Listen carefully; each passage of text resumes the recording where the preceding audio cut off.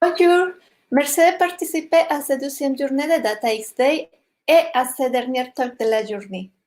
Dans le talk précédent, nous venons de parler de Delta Lake. Notre prochain speaker va parler de Apache Iceberg et Apache UDI, une concurrence de Delta Lake. Alban est un data engineer chez Publicis Sapient et un collègue à moi. Je te laisse la parole, Alban. Merci Diana. Bonsoir à tous. Merci d'être là pour ce dernier talk de la journée.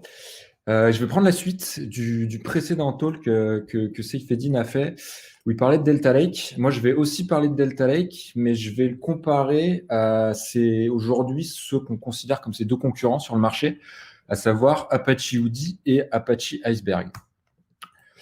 Donc Diana m'a déjà présenté, donc je m'appelle Alban Philippe, je suis data ingénieur chez Publicis Sapient Engineering et vous pouvez facilement me retrouver sur Twitter ou sur GitHub. Donc le sommaire il est assez simple, hein. On va introduire le sujet, ensuite on va parler de chacune des trois solutions, Delta Lake, puis UDI, puis Iceberg, et ensuite on conclura et je vous donnerai mon avis sur les trois solutions, leurs points forts, leurs points faibles et finalement qui est le meilleur.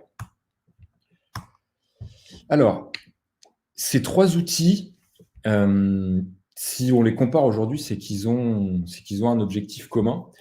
Vous l'avez déjà vu avec le talk précédent. L'idée, de manière assez globale, c'est de rendre plus robuste l'ingestion de données dans les data lakes. Donc, c'est une ambition assez large, mais globalement, on peut tous les trois les réunir derrière cet objectif. Et si ils ont un objectif commun et qu'on les compare aujourd'hui ce soir, c'est forcément qu'ils ont des points communs et des points communs assez forts. Premièrement, ils sont tous les trois très liés à Spark pour le calcul, à savoir que ces trois outils derrière utilisent du Spark, on va le voir. Ensuite, ils sont tous les trois très liés à Parquet pour le stockage. Finalement, on va le voir ensemble, mais ce qu'ils vont faire, c'est simplement utiliser Parquet comme format stockage et rajouter des métadonnées supplémentaires à ces fichiers Parquet. Donc finalement, on peut conclure que ces trois outils, ils sont à la fois une surcouche à Parquet, donc comme je disais, ils vont rajouter des métadonnées, et une extension de Spark, à savoir qu'on va pouvoir... chacun, ils vont apporter quelque chose de différent. Ça va pouvoir être soit un DSL, soit une librairie, différentes choses qu'on va voir ensemble par-dessus Spark. Donc comment on va voir ça ensemble? L'idée, moi, ce que je voulais faire avec vous ce soir, c'était vraiment vous présenter les trois API, donc vous montrer du code. Et donc, on va voir au travers de petits exemples comment manipuler ces trois outils. Donc, j'ai choisi de faire tous ces exemples en Scala, parce que ça reste le langage un langage classique en Spark et surtout le langage dans lequel Spark est développé. Et on va prendre deux petits scénarios. Un premier qui fait écho à ce que Seyfeddin disait dans le précédent talk, donc d'upsert et de delete. On verra ça pour Delta Lake et pour UDI. Et enfin, une autre feature du time travel, même chose, Seyfeddin vous en a parlé dans le talk précédent, on verra ça pour Iceberg. Tout le code que je vais vous montrer là, vous pouvez le retrouver sur mon GitHub. Donc déjà, avant de rentrer dans le vif du sujet, je vais introduire le cas d'utilisation que je vais vous montrer, qui est l'upsert et le delete. Donc je vais me baser sur des petits jeux de données très simples que j'ai créés. Donc, on va avoir un jeu de données initial. Donc, vous reconnaissez des informaticiens célèbres. Donc, j'ai un identifiant, un prénom, un nom de famille, un âge et une colonne technique qui va me permettre de pouvoir faire de la suppression. Donc, ça va être mes données initiales. Et ensuite, je vais avoir mon jeu de données avec lequel je vais pouvoir faire mes mises à jour. Et donc là, vous pouvez remarquer que Alan Turing a une valeur d'identité à true. Donc, on va vouloir supprimer cette ligne.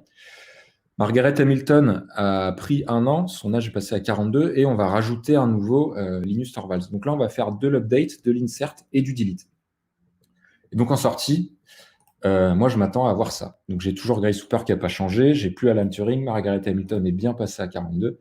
Et j'ai bien ajouté Linus Torvalds. Ceci étant dit, on va pouvoir rentrer dans le vif du sujet et parler des 3 solutions. On va commencer par Delta Lake. Donc, Delta Lake, Saifedean vous en a déjà parlé. Je résume très rapidement. Donc, ça a été développé par Databricks. Ce n'est pas un projet Apache comme ses 2 concurrents, mais il est membre de la Linux Foundation. Et un point très important sur Delta Lake, c'est qu'il existe 2 versions. Une version propriétaire qui est fournie dans la suite de Databricks et une version open source qui est celle que moi je vais utiliser au cours de cette présentation. Il y a 3 langages qui sont supportés, Scala, Java et Python, qui sont donc les 3 langages historiques de Spark. Donc, notre exemple. Donc, je lance juste le code qu'il est fini de tourner quand j'aurai fini de vous présenter. Donc, pour faire du delta, première chose, c'est que moi, je me retrouve avec... Alors, je vais travailler avec 2 data frames. People, qui est une data frame qui contient mes données initiales, et New People, qui est une data frame qui contient mes données à mettre à jour, que je vous ai montré juste avant. Donc, première chose que je fais, c'est que je vais écrire ma data frame initiale au format delta. Ça rejoint ce que Saifedean vous a montré tout à l'heure. Donc là, ça va écrire dans un répertoire mes données au format delta. Là, ça a simplement fait écrit du parquet avec des fichiers de métadonnées supplémentaires, mais c'est tout. Si je veux utiliser vraiment la librairie delta, il faut que je crée ce qu'on appelle une delta table. Et ça, je le fais avec la méthode dataTable4pass qui prend en paramètre le répertoire dans lequel se trouvent mes données au format delta.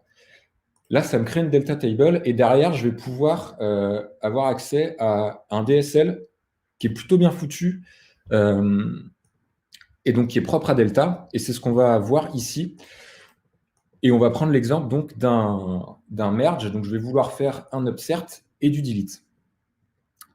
Donc, je pars de ma delta table. Je lui donne un nom, un alias, puisqu'on va faire référence à certaines colonnes via cet alias. Et ensuite, je le merge. Donc, je passe ici ma deuxième data frame, donc qui sont mes nouvelles données, que j'alias également. Et je lui précise que je veux faire un merge sur ma colonne d'identifiant. Exactement comme si je faisais une jointure, en fait. Ceci étant fait, c'est là où je vais dérouler un peu ce qu'apporte Delta Lake avec ce DSL et qui est assez élégant. Et donc, je vais lui dire que quand ça match, quand j'ai cette condition est respectée, et que j'ai cette condition qui est aussi respectée, à savoir que la colonne deleted de mes nouvelles données est à true. Donc, dans notre cas, rappelez-vous, c'est Alan Turing que je voulais supprimer. Donc, quand le flag deleted est à true, je lui précise que je veux supprimer mes données. Delete. Quand ma condition de merge match dans tous les autres cas, j'update tous mes champs. J'aurais pu rajouter d'autres conditions et faire plusieurs when match. J'aurais également pu updater seulement certains champs. Il y a une méthode update pour ça, mais moi, je veux tous les updater, donc j'utilise la méthode update all. Et enfin, quand ça ne matche pas, donc dans tous les autres cas, j'insert avec la méthode insert all. Même chose, il y a une méthode insert qui permet d'insérer seulement quelques champs. Ça me donne un ensemble d'instructions. Et derrière, la méthode execute, elle va réellement les exécuter et mettre à jour la table et les fichiers de données. Derrière, quand je lis mes données au format delta, j'ai ceci en sortie, ce qui correspond bien aux données auxquelles je m'attendais. Donc ça, c'était pour delta. Maintenant, on passe au suivant, à savoir Apache Hudi. Donc Apache Hudi vient de chez Uber. Il a été développé chez Uber avant d'être open sourcé. Hudi, donc c'est un acronyme, ça veut dire Hadoop Upsert Delete and Incrementals. Donc c'est un projet Apache, mais actuellement, à l'heure actuelle, il est encore au statut d'incubating. Ce n'est pas encore un projet Apache à part entière. Et 2 langages sont supportés pour Hudi, à savoir Scala et Python. Et donc je vous propose de vous montrer un exemple sur Woody. Donc là, on va faire la même chose. On va faire un upsert, même cas d'utilisation. Ce qu'il faut savoir, c'est que là où avec Delta Lake, on avait un DSL qui est mis à notre disposition, c'est pas le cas sur Woody. Du coup, on va uniquement faire du Spark, et pour faire appel aux librairies et aux fonctionnalités surtout de Woody, ça va se faire via de la configuration. Ce qui fait que ça donne des choses un peu lourdes. Donc typiquement, là j'ai ma data frame people que je vais écrire au format Woody. Là où tout à l'heure je faisais people.write.delta, là j'ai plusieurs options à passer en paramètres. Il y a certaines configurations techniques à passer ici. J'ai pris celle par défaut. Ensuite, il faut que je lui précise une colonne d'identifiant, une colonne de tri. Là, étant donné que je n'ai pas besoin de faire de tri, je lui passe bêtement la même colonne. Il faut que je lui donne un nom de table.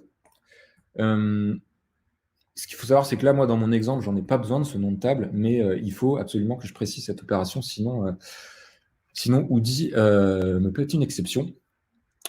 Et donc ça, c'est pour écrire la donnée. Donc là, j'ai écrit mes données au format Woody et je vais vouloir faire mon upsert. L'upsert, ici, je vais le faire en 2 étapes. Savoir que je vais faire d'abord l'upsert et ensuite le delete, là où sur Delta Lake, je faisais tout d'un coup. Là, je vais devoir le faire en 2 fois. Donc, premièrement, je vais faire l'upsert. Donc, première chose que je fais, c'est que je prends ma data frame avec mes nouvelles données et je vais filtrer en gardant uniquement les données que je ne veux pas supprimer, donc les données qui ont deleted à false. Derrière, je vais écrire cette data frame en précisant une option à nouveau, en disant que je veux faire de l'upsert. Lui, derrière, il a des informations qui vont bien avec l'identifiant, etc., pour faire cet upsert. Alors, pour information, upsert, c'est la valeur par défaut, donc je n'aurais pas été obligé de le mettre, mais pour plus de lisibilité, j'ai préféré le rajouter. Donc là, on a fait notre upsert. Maintenant, notre delete. Donc là, je reprends ma data frame, je fais un filtre, mais cette fois-ci sur la colonne deleted à true. Donc là, en l'occurrence, je vais récupérer que Alan Turing. Et la différence, c'est que là, je mets le paramètre delete qui va donc préciser que je veux faire un delete sur cette data frame. Et en sortie, donc j'affiche mes données et je retrouve ici les données auxquelles je m'attendais. Mais du coup, vous avez remarqué qu'il n'y a pas que ça. Il y a d'autres colonnes que je retrouve ici, qui sont des colonnes de métadonnées. Et moi, personnellement, là, ça me pose un petit problème, parce que autant je veux avoir ce genre de métadonnées, donc les fichiers parquets dans lesquels sont les données, par exemple. Ça m'intéresse de le connaître, mais je ne veux pas mélanger ça avec mes vraies données. Donc là, il y a des métadonnées et des données qui sont mélangées. Et donc, il faut que je fasse un traitement pour pas les afficher. Donc, ça rajoute un traitement que je trouve personnellement un peu gênant. Donc ça, c'était pour Woody. Et désormais, on va passer au dernier, Iceberg. Donc Iceberg, lui, il vient de chez Netflix. Avant d'être open sourcé, c'était un projet Netflix. Pardon. Et exactement comme Woody, c'est un projet Apache qui est au statut incubating actuellement. Donc il y a 2 langages qui sont officiellement supportés, Java et Python. Mais Java étant supporté, il n'y a pas de problème à faire du Scala. Et donc, voilà mon dernier exemple. Cette fois-ci, je ne vais pas faire de l'upsert pour la bonne et simple raison que ce n'est pas une fonctionnalité d'Iceberg. Ce n'est pas fait pour ça. Du coup, je vais faire un autre cas d'utilisation, à savoir le time travel. Donc, je vais vouloir remonter le temps, entre guillemets, et récupérer une ancienne version de mes données. Alors, Iceberg, ce qu'il faut savoir, c'est que c'est un peu plus compliqué à mettre en place que ces 2 concurrents. Là où tout à l'heure, j'écrivais directement ma data frame au format Delta ou au format Woody, avec Iceberg, il faut que dans un premier temps, j'enregistre, entre guillemets, le répertoire dans lequel je vais écrire mes données comme étant un répertoire dans lequel vont être stockées des données Iceberg. Donc c'est ce que je fais ici et c'est pas trivial dans la mesure où pour créer cette table, donc c'est avec donc c'est un type table qui est un type spécifique à Audi, il faut que je lui passe un schéma. Schéma, c'est un truc, c'est un type spécifique de Audi. Une spec de partition. Donc, si jamais j'ai partitionné mes données, il faut que je lui précise ici. Moi, ce n'est pas le cas, donc j'ai un partition spec qui est vierge. Et ensuite, le fichier en question. Une fois que tout ça c'est fait, je peux écrire mes données au format Iceberg. Donc là, ce que je vais faire, c'est que je vais afficher les données en question juste pour vous les montrer. Ensuite, je vais récupérer le timestamp courant. On va voir ça juste après. Derrière, je vais récupérer, je vais prendre mes nouvelles données et ces nouvelles données, je vais les écrire au même endroit et je vais écraser les anciennes. Donc, j'aurais pu prendre n'importe quelle autre donnée. Hein, là, c'est juste pour l'exemple. Et derrière, donc on va afficher ces données pour vérifier qu'elles ont bien été écrasées. Et ensuite, je vais faire le fameux time travel. Et donc, en Iceberg, au moment du read, c'est l'option as of timestamp qui prend en paramètre un timestamp. C'est pour ça que j'ai récupéré un timestamp plus tôt. Et là, on va voir que j'ai été capable de remonter dans le temps. C'est ce qui se passe ici.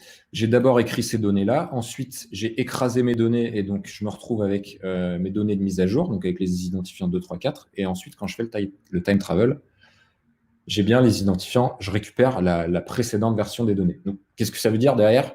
Ça veut dire que Iceberg, quand j'écrase des données, concrètement, lui ne les écrase pas. Il garde en mémoire, enfin, il garde sur disque les précédentes versions des données. Cette feature-là, c'est une feature qui existe également sur et Delta Lake et Audi. Donc, on en arrive à la conclusion, maintenant qu'on a présenté ces trois solutions. Laquelle est la meilleure, laquelle est la moins bonne? Globalement, pour moi, et je vais rentrer un peu plus dans le détail, l'outil le mieux à utiliser, c'est Delta Lake, et celui qui est pour moi le moins bien, c'est Iceberg. Alors pourquoi? Iceberg, honnêtement, j'ai pas réussi à trouver de points positifs qui se démarquent de ses concurrents, à savoir que tout ce qu'on peut faire avec Iceberg, on peut le faire chez ses concurrents plus simplement. Donc pour moi, c'est vraiment globalement, il n'y a pas vraiment d'utilité à l'utiliser. Autre point négatif, c'est hyper dépendant du Hive Metastore, à savoir que là, je m'en suis pas servi, mais j'ai galéré à pouvoir utiliser Iceberg sans être dépendant du Hive Metastore. Et quand moi, je veux exécuter du code Spark en local, j'ai pas envie d'avoir à simuler ou moquer un Metastore de Hive. Je veux pouvoir faire sans, ce qui se fait très bien en Spark. Aussi, pour utiliser Iceberg, j'ai eu de très gros soucis de conflit de version entre Spark et Iceberg. Donc, ce qui fait que j'ai dû exclure des versions dans à peu près partout, puis les rajouter à la main. Enfin, c'était un peu une galère. Là où ces deux concurrents, c'était hyper rapide, de dépendance, Spark, Iceberg, Audi ou Delta Lake, et c'était terminé. Ensuite, Audi. Audi, il a beaucoup de fonctionnalités, donc on peut faire plein de choses, ce qui est vachement bien. Un truc vraiment cool sur Audi, c'est que si vous mettez le jar qui va bien dans votre installation de votre Hive Metastore, vous pouvez requêter du Audi avec Hive. Ce qui typiquement pour l'instant n'est pas possible avec Delta Lake, je vais y revenir. Mais là, pour moi, c'est une chose hyper positive là-dessus. Et ce qu'il faut savoir, c'est que Audi est inclus dans EMR, donc qui est la distribution Hadoop le service managé d'Hadoop d'AWS. Donc preuve que le projet n'est pas pris à la légère. Ce que j'ai moins aimé, la librairie, elle n'est pas évidente à appréhender. Vous avez vu que c'est beaucoup de configurations avec des noms de configurations qui sont pas très parlants. Donc, lorsque vous regardez ça pour la première fois, clairement, c'est pas évident. Donc, pas de réel DSL, ça c'est un peu le corollaire de ce que je viens de dire. Et oui, gros point négatif, c'est les métadonnées dans les données qui pour moi n'ont rien à faire là. Et enfin Delta Lake, qui pour moi est le meilleur. Donc beaucoup de fonctionnalités. Le DSL que je vous ai présenté, je le trouve vraiment sympa. Il y a beaucoup il y a vraiment pas mal de fonctions. Il est très agréable à lire et je trouve ça vraiment hyper bien fait. Et donc voilà, c'est facile à prendre en main. À côté de ça, donc comme je le disais au début, Databricks a une version propriétaire et il y a certaines fonctionnalités qui sont disponibles que dans cette version. Ça m'est déjà arrivé de vouloir faire quelque chose et en cherchant sur Google, en fait, oui, c'est faisable, mais que sur Databricks, quoi. Donc ça peut avoir un côté frustrant de temps en temps. Et enfin, aujourd'hui, c'est pas possible d'utiliser Hive avec Delta Lake. Les deux savent pas communiquer ensemble. Donc, comme je le dis, c'est en cours de développement et ce sera dans une future release. Aujourd'hui, ça c'est pas encore possible. Mais globalement, pour conclure, pour moi, Delta Lake est vraiment le projet le plus mature, qui a le plus de fonctionnalités et qui est le plus facile à appréhender, malgré donc ce petit point négatif sur Hive qui, a priori, sera résolu dans une future release. Et à partir de là, on aura vraiment, je pense, un produit complet et hyper intéressant.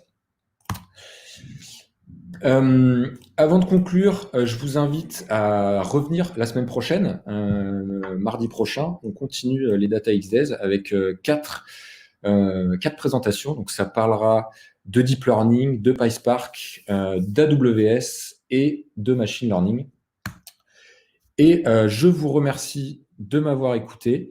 Vous pouvez me retrouver sur Twitter, sur GitHub. Et si vous voulez le GitHub des exemples que je viens de vous montrer, vous pouvez flasher ce QR code. Merci beaucoup. Merci Alban. On n'a pas le temps pour les questions, mais n'hésitez pas de contacter Alban si vous en avez. N'oubliez pas de remplir notre enquête de satisfaction.